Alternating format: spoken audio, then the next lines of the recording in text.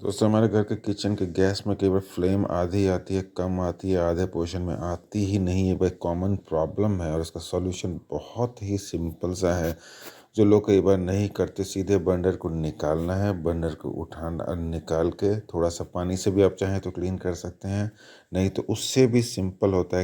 एक safety pin या कोई सा भी पिन आप ले लीजिए, इसके सारे होल्स को वन बाय वन पोक करते जाइए, खासतौर से जहाँ से ब्लॉक है, मतलब जहाँ से फ्लेम नहीं निकल रही, उसके सारे होल्स को आराम से पोक करके, थोड़ा सा टाइम लगेगा 2-3 मिनट, उस सारे को पोक कर करके एकदम क्लीन कर दीजिए और उसको फिर से दोबारा लगा दीजिए। बहुत इजीली सॉल्व हो जाती है ये प्रॉब्लम।